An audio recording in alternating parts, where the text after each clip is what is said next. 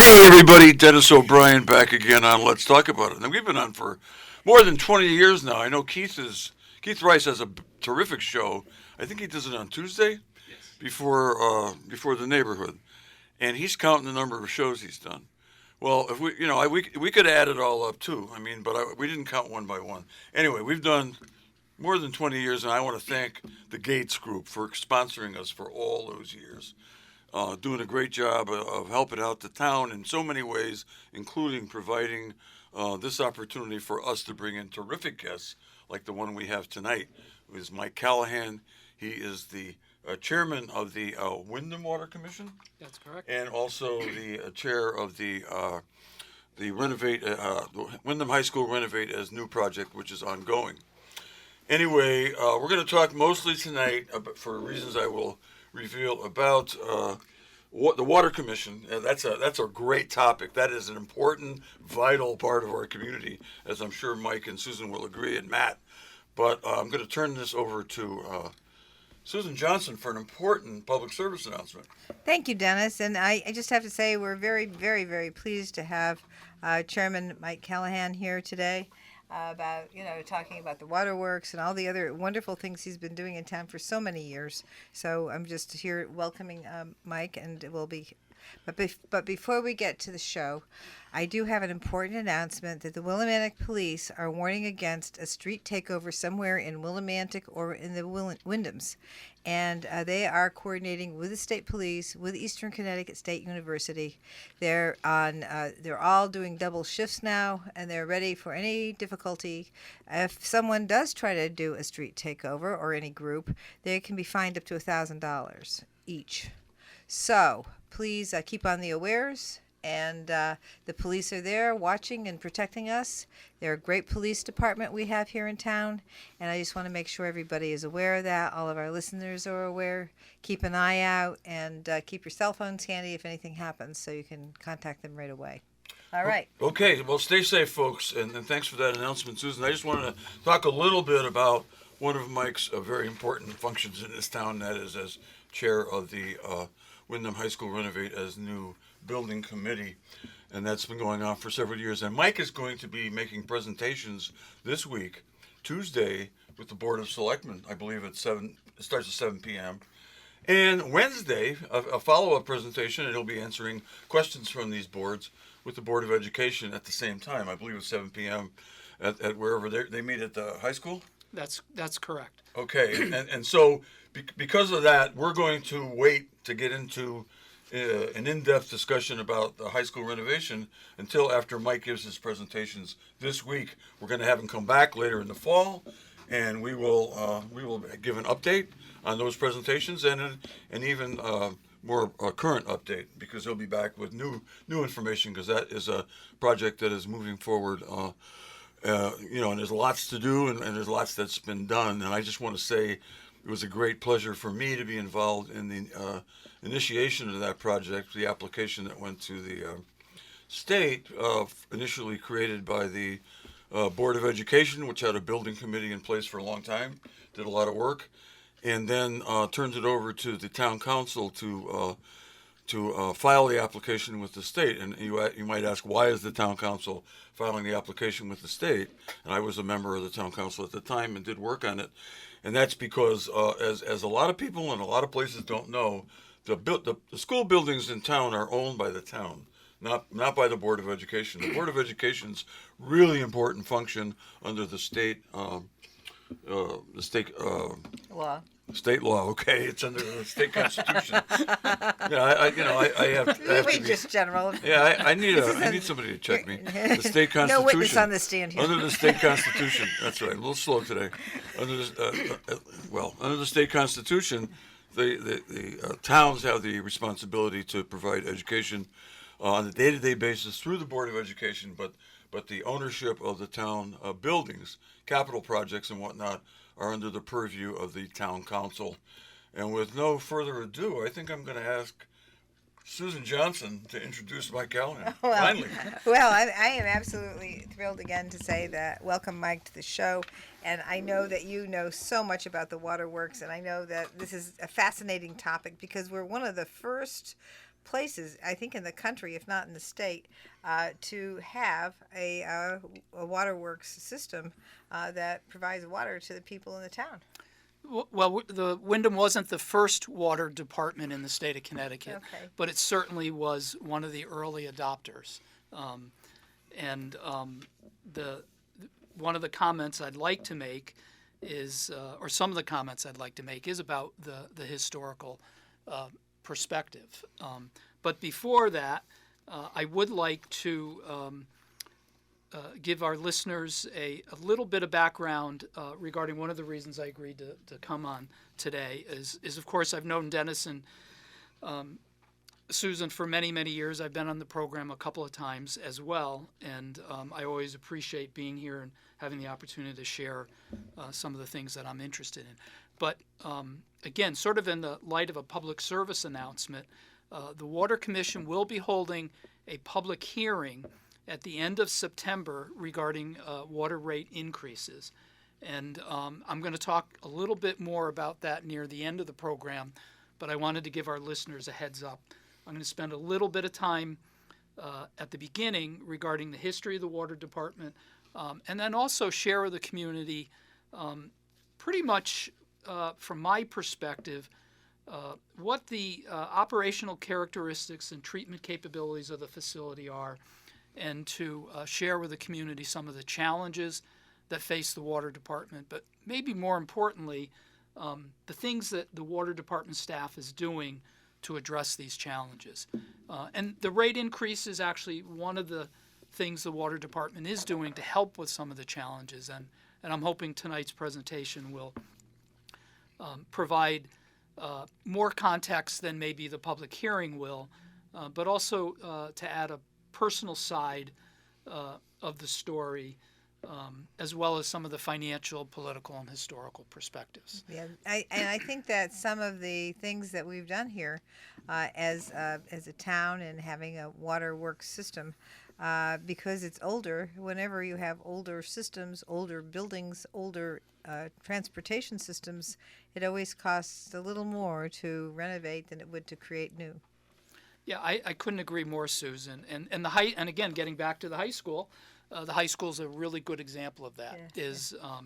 For many, many years, the high school had not undergone any significant renovations, and now that we are renovating, obviously it takes time and money to catch up for some of the investments and repairs and maintenance that were not done over the long run. But again, very much like the high school, the water department is facing a number of capital improvement programs that are outlined in our 10-year capital improvement plan. Maybe 15 or 20 years down the road, or 10 or 15 years down the road, we will have to do a very significant upgrade of the treatment facility. And again, none of this is out of the ordinary. When you have a complicated infrastructure like highway, railroads, airports, any type of public infrastructure requires a continual investment, both of money, time, and effort. And the water department's done a very good job of maintaining and keeping the systems up to speed. But we're really at the point now where it's time to, and the Water Commission has done this, we're really at a point where it's time to do a deep dive, evaluate some of the more significant changes that need to occur in the short term and by that I mean 10 years. And then at some point we will undertake a fairly significant renovation. And you've done a great job in terms of, I hope I'm not going too far off, but that pump. I've always been fascinated with that pump at the waterworks, and you actually were able to make it work. Mm-hmm. And I don't want to go off your schedule, but in terms of that pump is a beautiful thing, and I've always been really impressed, and I was really thrilled to be able to take a walk through there a couple of years ago when you invited everybody there to take a walk and see what you needed to do for upgrades. Yeah. And so that pump is something that wasn't at all being used until you got on board, and then you fixed the pump. Well, that's actually not true. Oh. Sorry, but it's a great segue.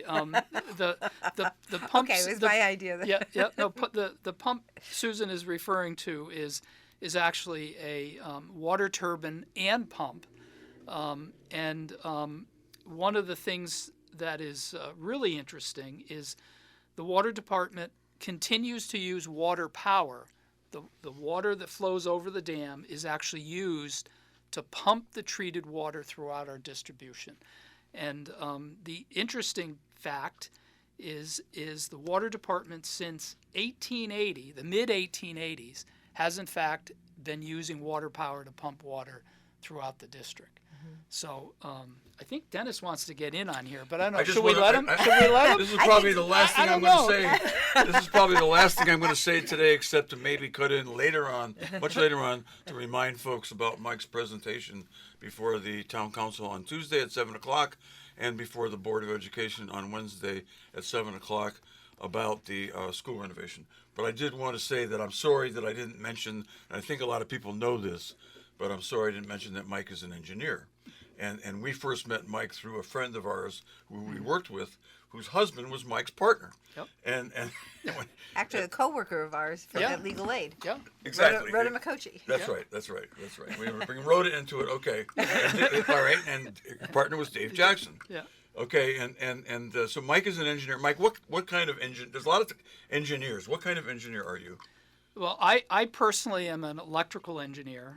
My background or my educational background was in computer science and microelectronics. But after I graduated, I moved into what is called power systems engineering, which is essentially the engineering necessary to bring electric power to people's homes. And my practice in the business I owned and then as a partner at a larger engineering firm more recently was doing electrical engineering in buildings and for utility systems and municipalities. But that practice actually was much broader. My partner Dave Jackson was a mechanical engineer, so he and I did projects that involved both electrical and mechanical, and that's really some of the expertise I bring to the table is related directly related to the work I've done for the last 40 years professionally. And we are so lucky to have you in these dual positions. And thank you. Well, Yeah, you're welcome. ditto. I just really appreciate the fact that you've been there working for the town because you have done fabulous work here. Well, thank you. I appreciate that. I've tried to talk him into running for the town council, but we're better off with him doing what he's doing. And he's better off too. Yeah, I would think so. Okay. All right, so picking up on the water turbine issue, it was a great segue, Thank you. Susan, is back in the 1880s, the town, almost like every other town, certainly every, what you might call a city, was really facing rapid growth in the late 1880s. It's the middle of the Industrial Revolution. There's economic, social, and technological advancements that were just racing forward. And many communities found themselves somewhat behind the eight ball. They have large communities, population growth, businesses are growing in their communities, and lo and behold, the wells and the springs that were historically used by the residents for water often became contaminated, and many communities struggled to find clean water for not only consumption by human consumption, but for use by their livestock. Because keep in mind, back in the 1880s, there were no automobiles. Everything people got around on horse and buggy, and just as we all know in Willimantic has lots of carriage houses which house their houses. Their horses. So water was really critical at that point. And again, one of the things in my investigation of the history of the water department that I found really fascinating was that this community came together on a very, very important issue. They struggled a little bit. Were they going to take on a public enterprise and build a water department, or were they going to let private enterprise do it? And there were a number of attempts by private investors to build water in many towns in the state of Connecticut, some successfully, many not. And I think Wyndham, or Willimantic at the time, it was the old borough of Willimantic, decided a public enterprise would be a more appropriate undertaking. They wanted to make sure the citizens of the community were in charge, just like they are today, of making decisions about what kind of investments to make, what kind of technology to use. So back in the 1880s, the town, the citizens voted to approve $200,000 to essentially build from scratch the Willimantic Waterworks. At that time, they appointed a water commission and hired engineers and contractors and laborers, and essentially they dug by hand with teams of horses. They excavated in Mansfield for what is now the present-day Willimantic Water Reservoir. They hired an experienced contractor to build the dam across the Natchog River, which impounded the water in the reservoir. And they hired a gaggle of laborers to excavate a 5 million gallon reservoir on Hosmer Mountain. They hand excavated all of the water distribution pipes from Mansfield throughout Willimantic up to the Hosmer Mountain. I just want to stop there for a moment because when I was on the council, I had a hard time in my own mind understanding that we had reserve water on Hosmer Mountain, which is right across town. And I just want to kind of emphasize that a little bit because I don't think most people know that. No, that's my daughter and her husband and 2 children live at the base of Hosmer Mountain. And Hosmer Mountain is a high elevation, and we pump water from Mansfield up to that reservoir. And that reservoir does 2 things. It provides storage capacity, so we don't have to run the pumps 24 hours a day. And it also provides for pressurizing the pipes. And again, the engineer that was hired back then in the 1880s was actually very well known. If you read the literature, both popular newspapers and technical literature, his name rises to the top often. So once the dam was built, the pipes laid, the community started to sign up for new water services, and it was, I want to say 1886, 1887, I don't remember the exact dates. Basically, the first water was being delivered to people throughout the town. It was not a money-making enterprise, and if you look at the town council meeting, or I think it was town council at the time, I'm not sure. Board of Aldermen. Or Warrens, or whatever the government I think form was. they were the aldermen. The minutes from those meetings indicate that the town had to kick in money every couple of years to sustain the water department. And then eventually it became essentially a self-funding enterprise. And in the turn of the century, in the 1900s, the majority of the businesses and households were on the water department. The range was extended as businesses and as people built homes up on the hill, and a little bit further out toward the Wyndhams and other communities, the water department essentially followed. One important fact, which I think or 2, which I think are just interesting. Today, we pretty much take the availability of water for granted. It's relatively inexpensive as a utility. It is very high quality. It's subject to a significant amount of federal and state regulatory requirements. So it's, for the most part, you can be confident it's safe and healthy to use. But the interesting thing for me is the original waterworks. They pumped raw water out of the Natchog, untreated, and pumped it to the reservoir, which was not covered. And that was our drinking water. It was essentially untreated river water. And again, I haven't done a deep dive on the health side, but I assume it was still much better than what was there. it wasn't until the early 1900s, right around 1920, 1930, before water departments and the scientific community started to put together the idea of treating water with chlorine and sand filters, and I don't remember when I don't have the data when the first treatment was chlorine and other treatment was put in place, but I think it was in the 1920s. So between the late 1880s and the 1920s, almost 30 years, the community was served by untreated water. And another interesting fact is it wasn't until the late 1950s or early 1960s that the reservoir up at Hosmer Mountain was covered.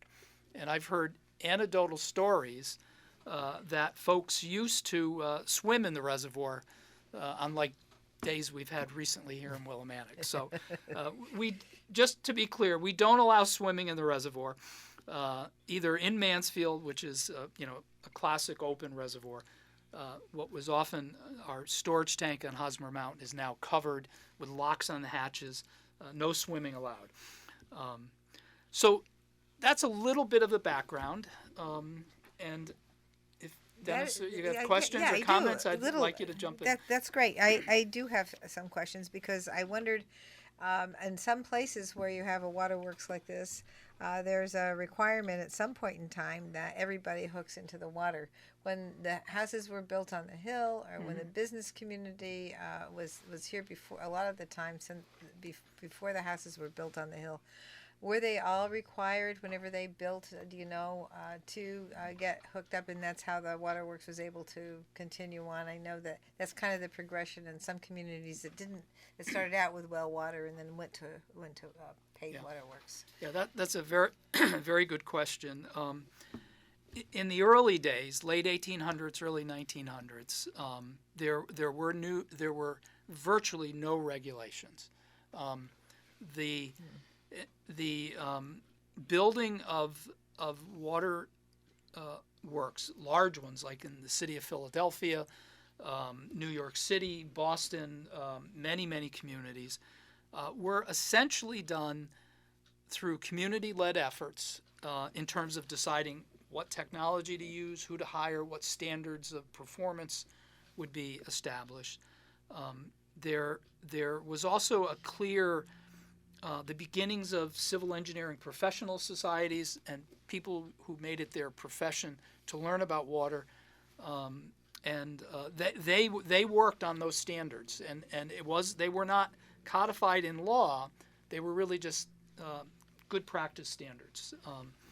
But back then, there were no requirements for people to hook up to the water department. So there is today, though. Oh, yes. So if you're building a new facility in Windham, I believe it's state statute requires you to connect to the public water. Yes.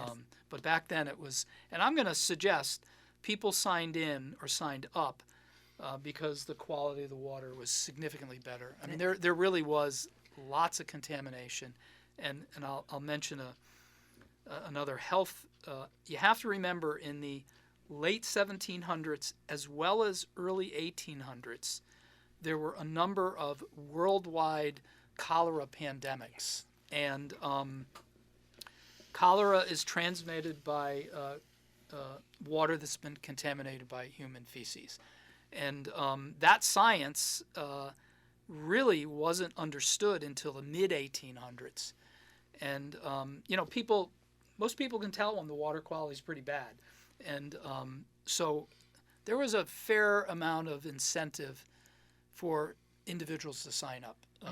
And the water, and even back then, the water rates, what people paid for water was actually pretty reasonable, as it is today. Yeah, So- it's very reasonable. Another follow-up question on that it would be the pipes, and that moves into today, and the pipes, and since we have had pipes that haven't been changed since the waterworks was completed, a lot of people have an interest in our pipes, and I know when I was on the council, some of the pipes that had been replaced were brought to us, and they had a coating of sand and grit that stopped the leaching of the lead into the water. If you'd explain that, because you're better at it than I am, you know more about it. Yeah. So Initially, when the water mains that run in the street were installed, those were all cast iron. They were not lead containing. But the pipes that ran from the street to the individual homes were in fact lead. They're 100% lead. Initially, there was no chemical treatment, so lead could in fact leach into the water. And once water treatment practices were put in place, not only were they treating them for bacteria and biological concerns, but at some point the industry started to discover and realize that there were significantly detrimental health effects from the lead in the lead pipes. And there are treatment methodologies which allow the lead pipes to get coated by what's called lead oxide, which prevents the lead from leaching into the water. Wow. And Windham, although, and I'll mention this now, in Windham and most water departments, the pipes between the cast iron pipes in the street and the property line are owned by the water department. And then from the property line into the house is typically owned by the homeowners. In Windham, the water department has replaced virtually 100% of all of the water department owned lead pipes over the years. That's been in the late 50s, early 60s, we stopped using, well, even earlier than that, we stopped using lead pipe. And then we've made an effort whenever we're doing any work in the street to remove the lead pipes. There are homeowners in Willimantic that have lead services from their property line into their home. And that's a very good question, Susan, because right now the water department is undertaking a pretty significant lead pipe assessment, which is being driven by both federal and state regulatory or regulatory requirements. We've been looking at our historic records. We've been doing investigations in individuals' homes. We've been asking people to self-report if they have lead pipes. That program we're required to be complete by the end, I think it's October of 2024, so we have about another year to identify any lead pipes owned by the homeowner. I would like to reiterate that the water department tests the water at the treatment plant, in all of our storage tanks, and at a number of points throughout our water distribution system for lead, copper, arsenic, and a wide range of other chemicals. And all of our testing for lead, arsenic, and copper are well below the regulatory requirements. There is no, at this point, there is no regulatory basis for us to remove lead pipes or for homeowners to remove lead pipes. Now, having said that, and again, I don't like to evoke Flint, Michigan, but I will. Oh, I was going to ask because you. that's on a lot of people's minds. It is. Thank you. What happened in Flint is they changed their treatment process, and what happened, in essence, they ruined that lining that protect the lead pipes. As a result of that, there is a pretty significant drive at the federal level to eliminate lead pipes from all water service or all water departments. So in fact, over the long run, the homeowners and or the water department or some combination will be very likely having to address lead pipe removal. There's no, in my judgment, and I think if you talk to others, there really is no regulatory basis, and I don't see that there'll be any significant issue, short-term and or long-term. I just want to say that the Willimantic Water Works had it down, and apparently Flint had it down before they changed the pipe, and then they got rid of that lining that we had created in our pipes, and I was always stunned to think that the people in Flint didn't know that they were going to poison the people of Flint when they did that. But we here in Willimantic have done an excellent job of making sure that everything is working properly and it tastes very good. And I have to let us go now back to our sponsors, but we will be right back with Chairman Mike Callahan, who has done an amazing work at Willimantic Water Works, and we'll be right back after these messages. Welcome back, everyone. This is Susan Johnson. I'm here with my co-host, Dennis O'Brien, and our very special guest this evening, the chairman of Willimantic Water Works, Mike Callahan, and he's also chairman of the School Building Committee. He's doing great work everywhere. He's an engineer, and he's really done great work for the town, sharing his great expertise in all these different areas. So we were just talking about the history, and now I think you wanted to go into maybe what's going on currently? Yep.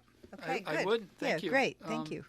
So to give some context to our current operation, the water department, its main building and treatment facility is located in Mansfield, Connecticut, just opposite of the Big Y area.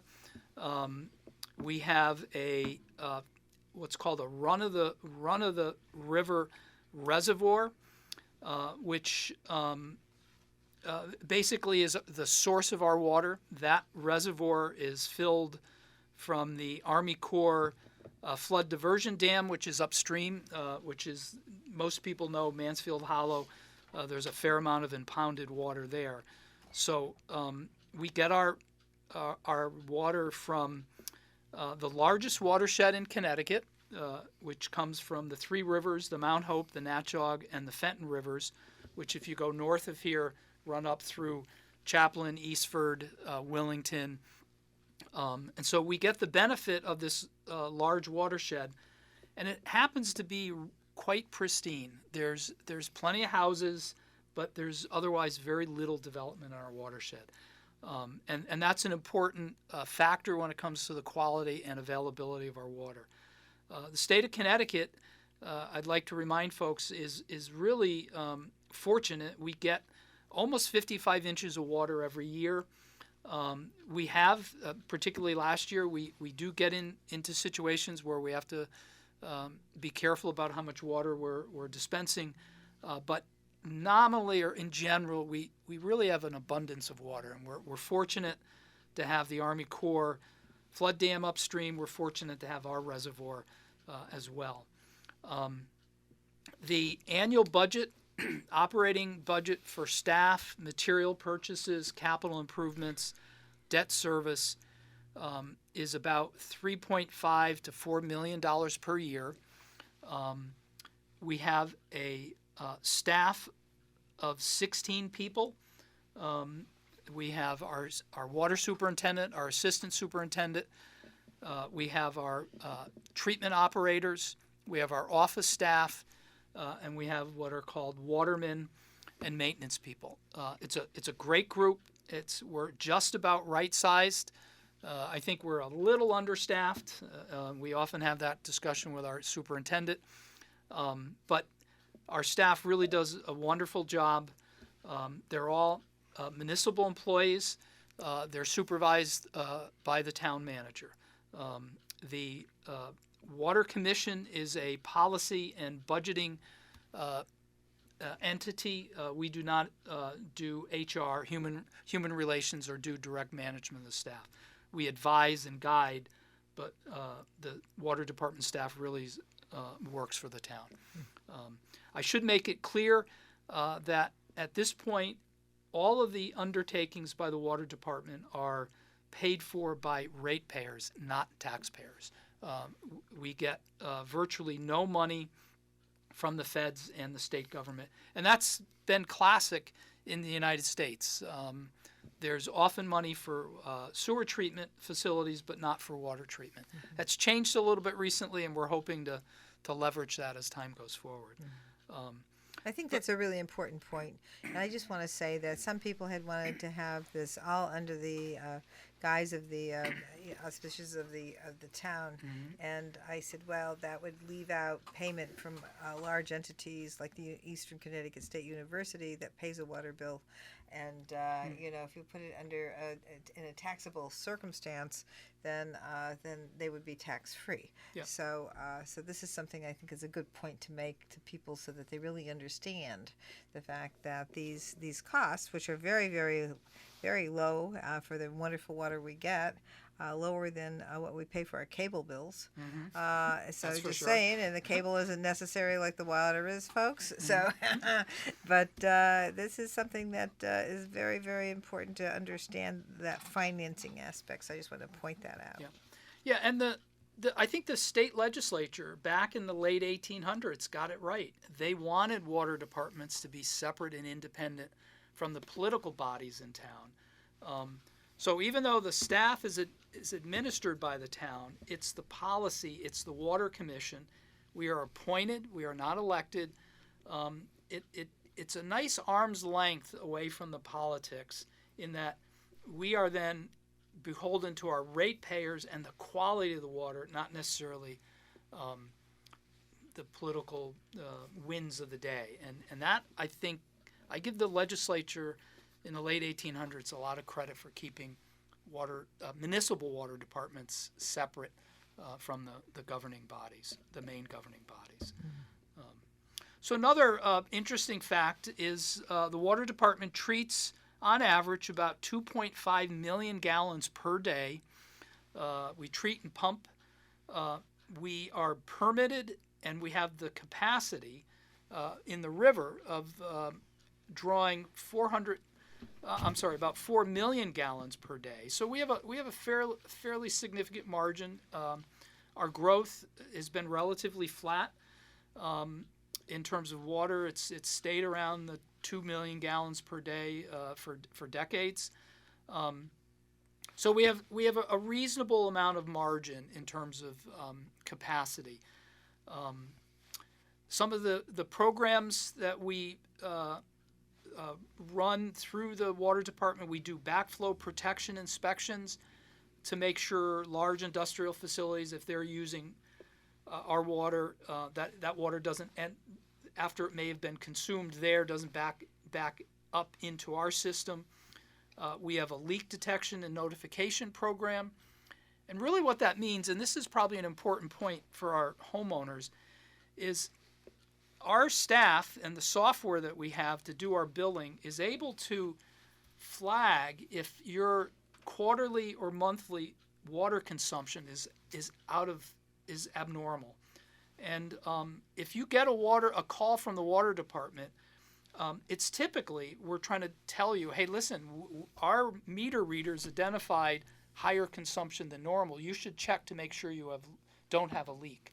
So that leak detection, and notification programs can save the homeowner money if their toilet is leaking or if they've left a sprinkler on. And I've done that. I've left my sprinkler on for a couple of days. Too. We actually got the leak detection notification and had the water department come out and identify where the leaks were, and we had them fixed, and our bill went right back down. So Yep, well, that's the whole purpose. Thank you for that. Very, very good. And while we're on this area of protecting the water, I do remember when I was on the council and shortly thereafter, that there had been so many things that we tested for, and I learned on the council that you only will know what's in the water if you test for it. And so then there were some laws that were passed by the federal government to require something like 500 different things to be tested for back in the mid-90s. I don't know how that's changed, but if you could tell us a little bit about how you do that, that would be great. Yeah, no, that's a really good. In addition to the things I just mentioned, is one of the primary obligations of the water department is to ensure the water is safe. And we do that by having filtration, chlorination, but the real bottom line is, okay, is this water safe from a regulatory standpoint? And both EPA at the federal level and Department of Public Health at the state level have very specific criterion for water testing. So we are required to test for bacteria and other pathogens, number one.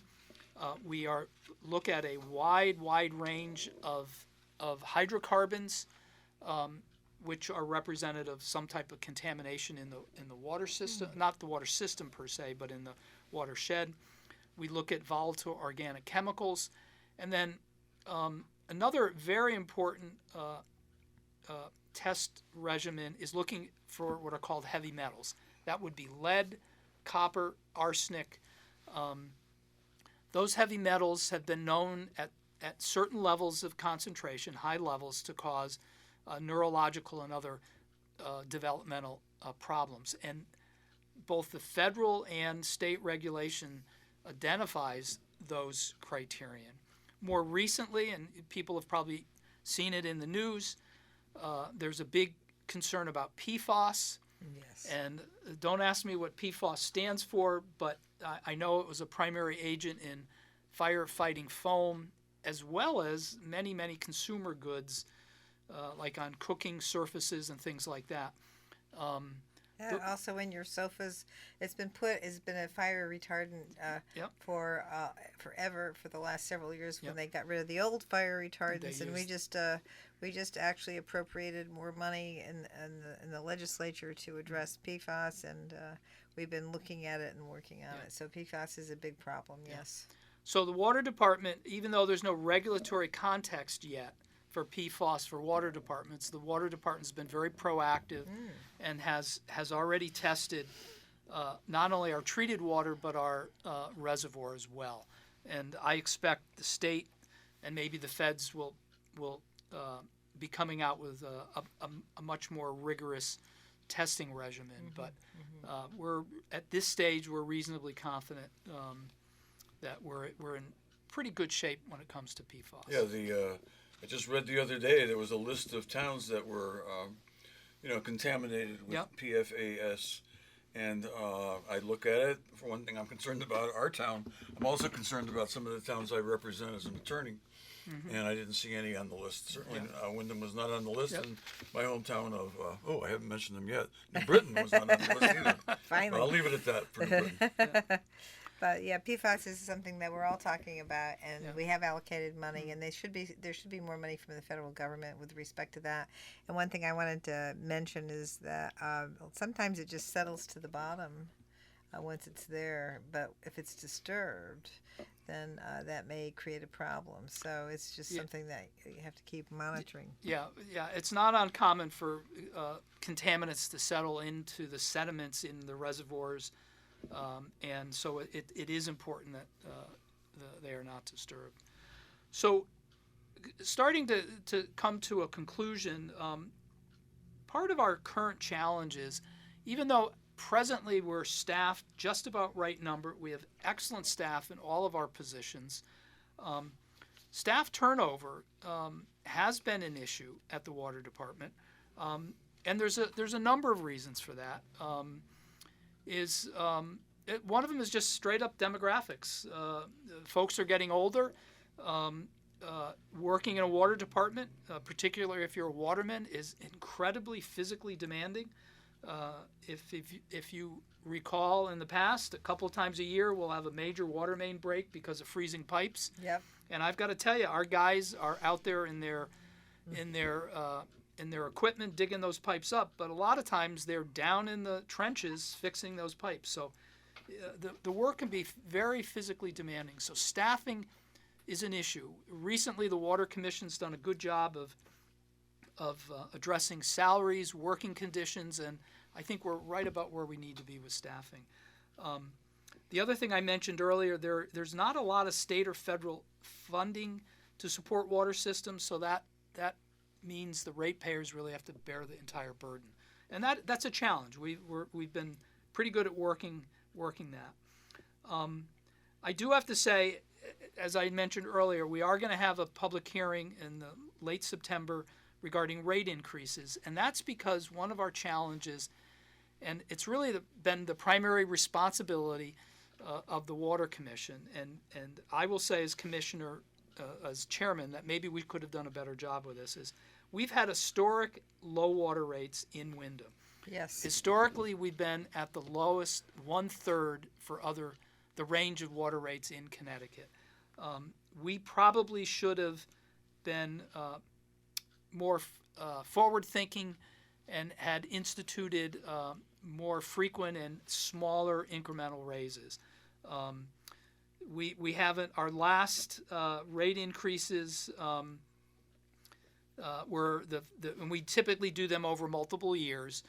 Were in 2005, 2006, and 2007, and then more recently we had rate increases 2019, 2020, and 2021. And our policy going forward now is to make sure we catch up and then have rate increases that match inflation and other costs that are driven by regulatory requirements. So, it's an old plant. We have a pretty strict regulatory climate, and we're under we're ready to tackle these challenges, and as a result of that, we're going to need further investment from our ratepayers. So, and we'll have more information. We'll probably do we'll do either another public presentation somewhere, or during our hearing we'll have additional We'll information. have to have you back for that. That would be wonderful. Yeah, we might Happy have to to. have him back for that, as well as to talk about the school and school Yep. renovation. And I want to remind everybody, great presentation by Mike Callahan today, fantastic, and he's going to do the same thing with the school renovation matter on Tuesday. I think that's what, the 7th, the 6th. Tuesday is the 6th of September at Town Hall, 7 o'clock in front of the Town Council, and Wednesday at the same time with the Board of Education. So I guess those meetings can be accessed electronically. Not sure, Yeah. but if you can access it electronically, tune in, because it'll be a great presentation, just like what you heard today about the Water Commission and the Water Department. Mike, I want to thank you so much. Look forward to having you back again real soon. Talking about water and talking about the high school. Yep. Thank you so much, and we're going to be back next week with another fabulous show.